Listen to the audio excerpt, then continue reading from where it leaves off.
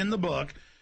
And he can also pacify the most downtrodden minority groups in the United States. And he's saying, hey, get ready for sacrifice. Get ready to lose your standard of living. They're like, yay, I love Obama. They could never get away with this with a John McCain.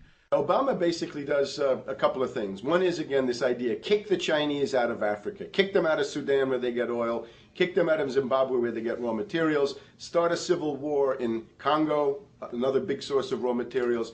Al-Qaeda, an arm of the U.S. intelligence community, is now active in Algeria, Tunisia, Morocco. You've got a destabilization going on in Kenya around Odinga. That's Obama's cousin.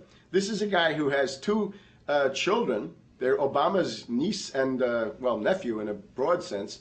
And one of them is named Raul, and the other one is named Winnie, after Winnie Mandela, who did the necklacing and political assassinations in South Africa. So this Odinga is essentially a CIA destabilizing operation in Kenya, and he's got a Odinga Islamic Alliance to crush the Christians in Kenya, but this also reaches into Ethiopia, it reaches into Uganda, Congo, Tanzania, and a whole bunch of other countries in that region. So all of Africa is a battlefield in flames between the U.S. and the Chinese, with Obama leading the charge to kick the Chinese out for geopolitical reasons. Number 7, radically expand federal control over family farms and ranches through the Animal ID and Premises ID system.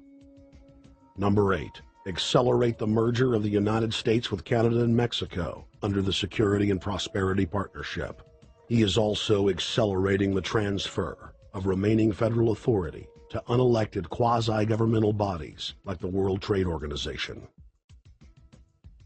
Number 9, Obama must convincingly play the part of the president and convince the people of the United States that the buck actually stops with him. This is critical to the globalist master plan, because in 4 to 8 years, Obama must take the blame, as Bush did, for the New World Order's horrific agenda. At that point, the elite will put a new puppet in the ceremonial seat of power and build him up as the savior, only to tear them down again. And so the process is repeated over and over. For their program to work, it is essential that the people not learn that the presidency is now nothing more than theater, because if they did, the people would stop looking at the pawns and start looking for the king. Through this system of deceit, the elite's criminal agenda can continue forever because the people waste all of their political energy debating the media spectacle instead of investigating the globalist agenda. Number 10, it's Obama's job to sell the public on globalist policies that aren't in the people's best interest, but the overlords have many salesmen. His most important function is to protect the criminal oligarchs from prosecution while they loot the economy worldwide, start new wars, and engage in torture. They're called Generation O, and they were the key to Barack Obama's White House win. During the campaign, Barack Obama used the internet like no other candidate before him, harnessing the energy of millions of his supporters. But the question now is, what to do with this young, eager, energetic army? This gives Barack Obama and his administration contact information for so many people, so next time he needs to push his legislation, he can contact all these people. Kennedy-esque. I feel as though this was like when John F. Kennedy was elected. Shouting, smiles, and tears. This is the best day of my life! It was the scope of Obama's victory that was most impressive. I saw a photograph of Obama playing basketball. And I said, you know what? I see him as a leader, and that's the world that's in his hands.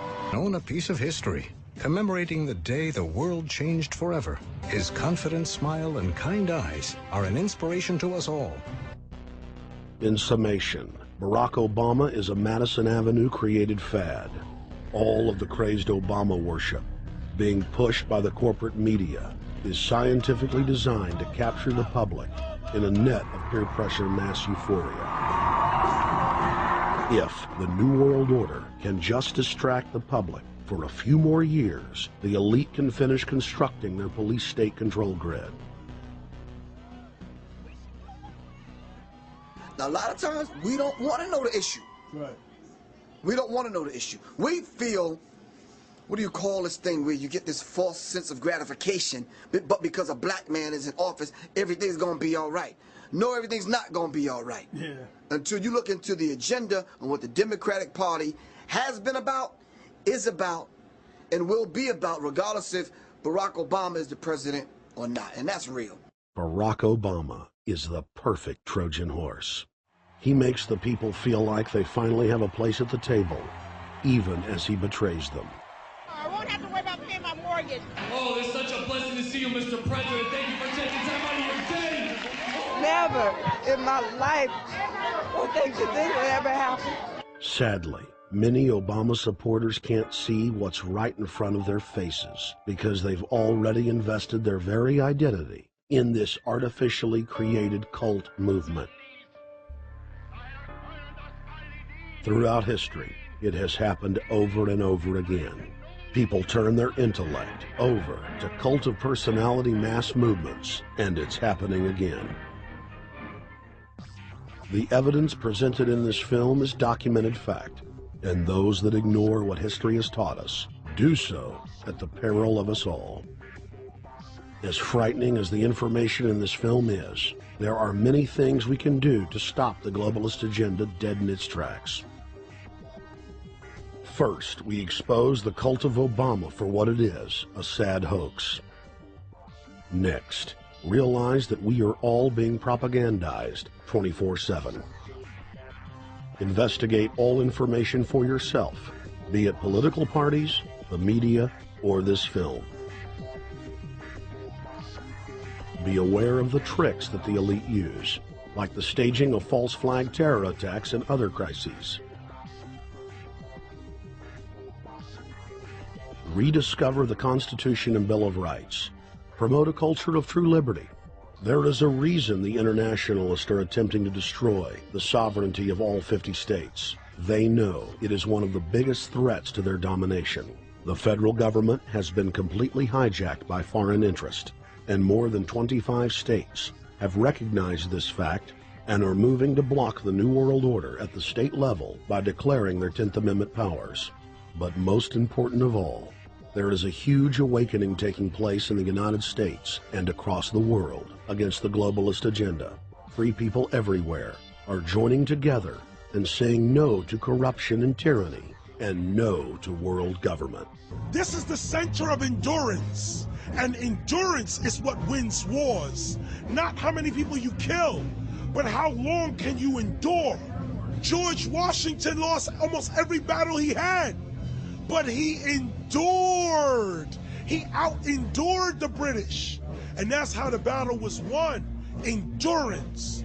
And each and every one of you watching this, every single one of you, is just as important as the people who were our founding fathers, as that you are just as important as the Sons of Liberty who met in the 1770s to philosophize about freedom, to philosophize about a republic, to philosophize about a truly free country with a republic.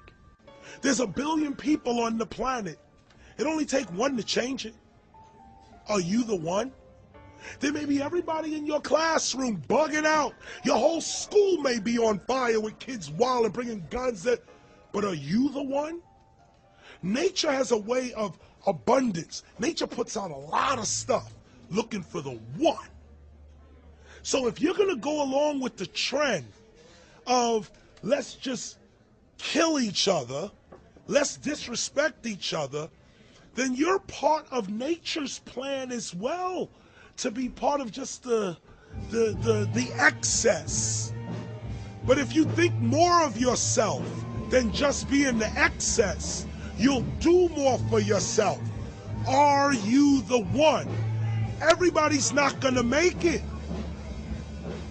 but you have an opportunity to save yourself. Well, we don't have to look back thousands or even hundreds of years to see how dangerous this present-day situation is. We can look back to Bolshevik Russia. We can see the takeover by the Bolsheviks talking about the